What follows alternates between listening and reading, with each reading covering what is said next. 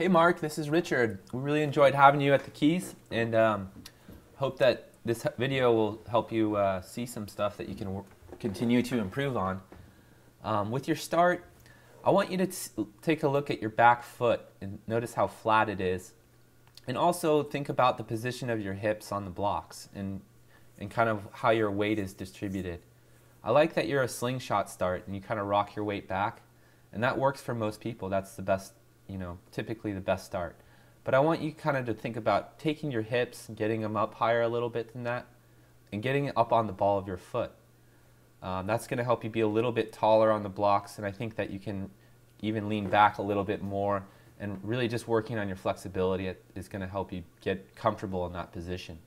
Because you're kind of jumping from a little too much of a crouch position. I think you can get your hips higher. It's going to help you drive forward more as opposed to kind of coming up and then going forward. But I like that you're taking your eyes and driving them forward when you come off the blocks. That's really good.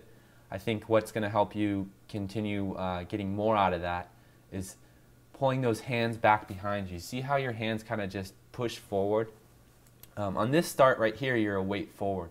So I think, that start is you're doing a lot more up and down than the last start that was more of a slingshot. I'm pretty sure that you're used to that weight forward, and that's probably the reason why that back foot is so flat. Again, on the first stroke, you want that shoulder popped right out of the water, right on top of the water. But that's a deep dive, and that's what's going to happen when you take an up and down dive like that. But when we have that pad in there, you're leaning back, and that's the kind of start that you really want to work on, because that's going to help you just go, instead of up and down more, it's going to help you just drive forward. And that's really the goal of the start, is really going forward. It's not so much about how much you can jump.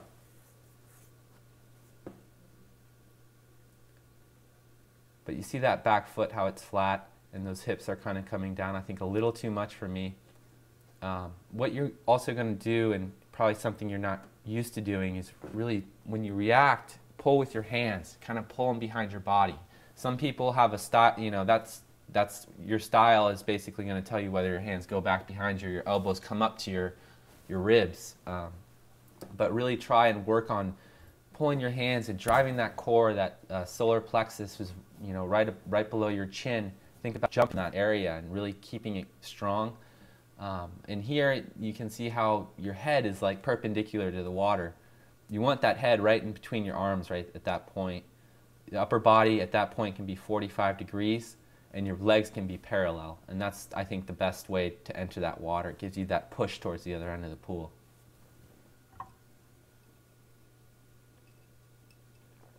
I like your fly. The width of the entry is nice. You're not doing too much outsweep, and that's something that's really a good asset for you to keep working on, getting in the water at that position where you're right on top of your elbows. Your elbows are right on top of your hands, and you're ready to get into that power position. You do a pretty good job of that. You can always just work on really driving and getting into it faster for like a 50. The stroke's going to change a little bit for the 200, obviously.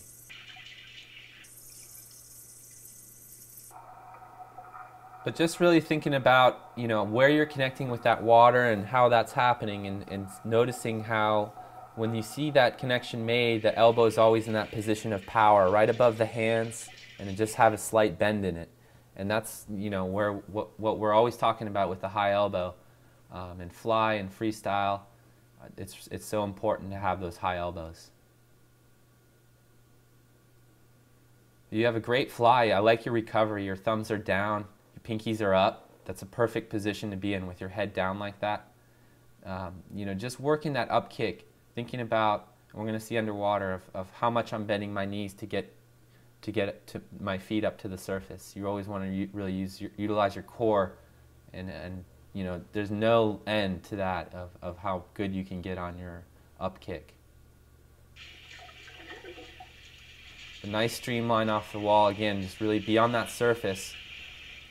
You notice how that's a little pause, a little relaxation in part of your kick, and that's the part that you really need to focus and work on.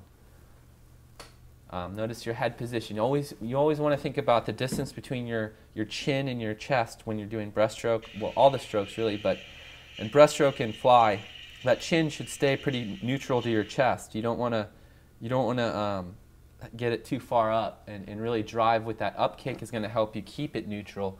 And that's why you see when you see Phelps breathing, he looks like his head's like perfectly in line with his spine. That's coming from his up kick. That's allowing him to do that. I like your backstroke. You always want to, I think you're entering a little close on that center line on both sides, especially your right side. But just really 11 and 1 o'clock and be real rigid and mechanical with that. What might help you do that is popping your shoulder up to your chin on each recovery, really over-exaggerating it, doing a lot of drills where you're taking your hand up into the sky, doing a double flip with your pinky, and holding that pinky real firm when you get in the water. You do a good job of that. A lot of backstrokers are real lazy with their hands. So I like the upper body rotation. You do a really good job of it, and you have a nice tempo. I think you can get your head back a little bit. There's a good way to think about it is having that stream of water coming over your face each time you do a stroke. Getting that head back just a millimeter is going to make a big difference. Just getting your head in line with your spine. When you're doing your backstroke kicks underwater, it's a real science, and it is fun to work with a coach and have him time you on 15 meters off the wall underwater, and then have yourself swim as fast as you can for 15 meters, and just figure out what's the optimal amount of dolphin kicks I should be doing underwater for a 50, for a 100, for a 200, whatever you're swimming. But again, it's a breakout a little too early. There's been a few of those on this video already, so I think you got to really be patient and think about getting that shoulder out of the water first thing.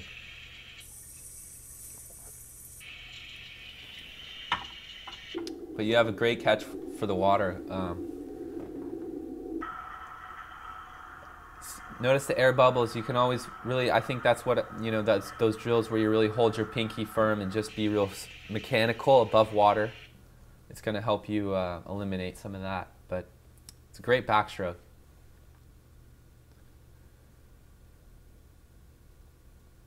In breaststroke, with your hands, you want to think about how the hand speed doesn't really change no matter what event you're swimming. If it's a 50, 100, 200, it's going to be you're going to have your hands fast underneath your chest. Basically, as they go throughout the pull cycle, you want your hands to increase their speed. So you definitely don't want to, slow your hands down at that point under your chest. Think about really accelerating through that area when you get them right there under your body. And the other thing is you don't want your hands to go under your body where you can't see them. If they're coming underneath you, and you do a pretty good job of keeping them out in front, but just do some drills where you recover above water and see how fast you can get your hands out into the streamline. And the other thing, the biggest thing for you is really getting your head down more and getting your chin close to that chest when you're on your recovery. If you watch any of the world-class breaststrokers, their chins are like on their chest, out in front, and you're just not getting that. You're staying a little bit uphill when you're recovering, and that's creating a lot of drag. It's creating a lower position for your hips. And breaststroke really is all about kick. 90% of your speed's coming from it, so your hands really and your head got to be in the perfect, most streamlined position when you're out in front. I like your kick. It's narrow, and you're getting a lot of power. That's a real key concept. If you watch the best breaststrokers, they're always having a real narrow kick. They're not kicking out, and you're doing a pretty good job, it looks like, from here. So really just working on the exterior small muscles in your hips and your knees, and really whip kicking, bringing your heels right up to your butt, and then whipping them around. That's the way to kick, not so much like a karate kick. But I think you can get that head down as the biggest thing, and you're going to have a pretty good breaststroke.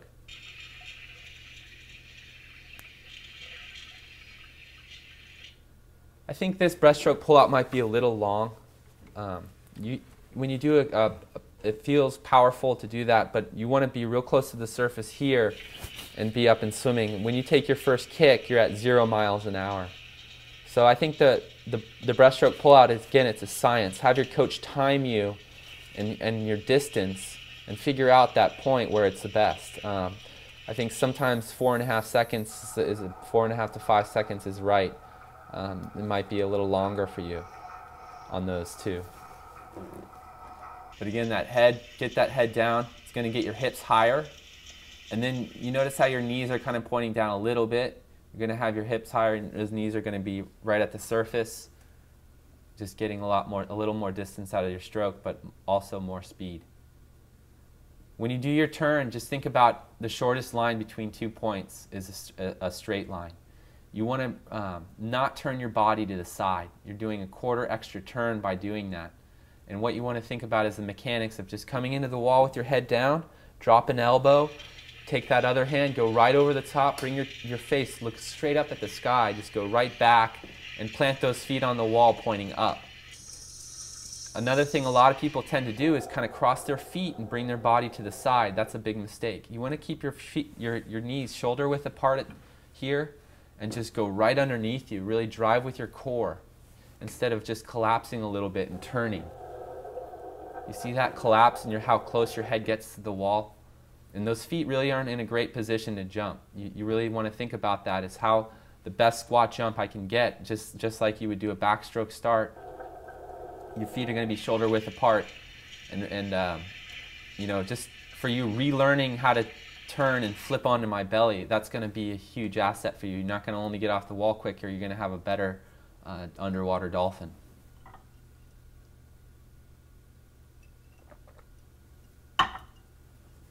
But your mechanics with your hands is correct. You drop the elbow and bring it right over the top, and that's good. So just being more straight with that is going to help you a lot.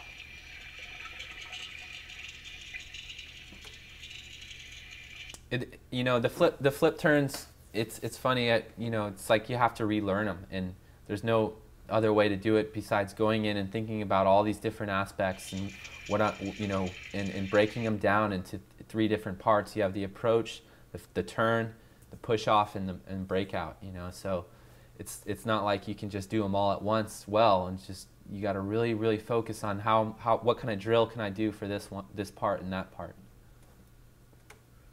On your freestyle, just think about, you know, the height of your shoulder. Just really work on the rotation of your upper body, getting that shoulder blade right on top of the other one when you get above the water, and that's going to help you enter the water in a position of power, or how you're going to get into that catch with the high elbow. This is more of a hip-driven stroke where you're pushing out in front, and that's nice because you're getting a lot more distance per stroke for 100 or 200, but when you get into that 50, you got to really attack from above, keep those hips a lot flatter, but also use more rotation in your upper body. When you take your breath, that's the most important stroke in all of swimming. That's the one where we see the most mistakes. Intuitively, we're just concentrated on, you know, oxygen, so we forget about technique. But that's why you have to really train it into you. When you take that breath, that arm on the other side is keeping a high elbow, and you're connecting, utilizing those small muscles in your ribs and your shoulders. So you have great high elbows. That's a good turnover. That's more of that hip-driven stroke like I'm talking about. And really from here, really think about how I'm going to open up my shoulders, and that's why it's really good to do a lot of stretching. Really make sure that you're flexible in your upper body. As we get older, it's harder to do, I know, but it's so important. Again, just keeping your head in line with the spine is so important under those flags. You don't want to look up and bring that head out in line with your spine. Not only is it creating more of a distance for you to turn, but it's also creating a kind of a bent back when you're going to hit the wall. So we'll see underwater, but when your feet hit the wall, you want your back in line with your spine. Your head in line with your spine, I'm sorry. But see that looking up right there? That's so important not to do that. The only way that you're going to learn that is really focusing and determining that when you get to the pool, you do your warm-up, do a couple fast turns just so you know where you are. But there you're kind of waiting too long to rotate onto your belly, and that's something you really got to learn how to do, is to push off the wall with those feet pointing up and rotate like it's part of your kick, and get right onto your belly like a torpedo.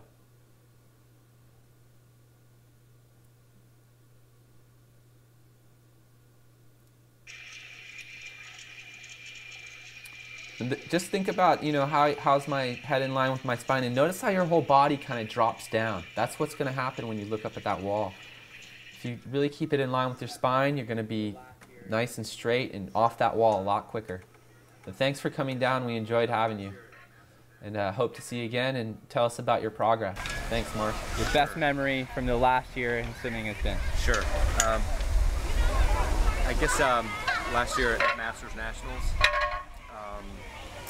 I had a really bad race, and I think I learned from that bad race that not to take it so seriously and have a good time. So when I got over that bad race, I decided I was just going to have a good time and not stress about it so much. So then the very next race, I just decided not, to have a good time and swam my best times, lifetime best, for the rest of the meet. So I guess I'd have to say the last half of Masters Nationals last year. Okay, good.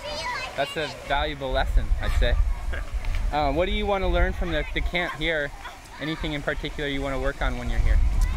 Everything freestyle. Okay. All things freestyle and all things breaststroke. I need to relearn everything I learned 25 years ago as an age grouper. How to do it right now. So, okay. Just about everything. Great. All right, well, thanks again for coming down. Sure. Appreciate it.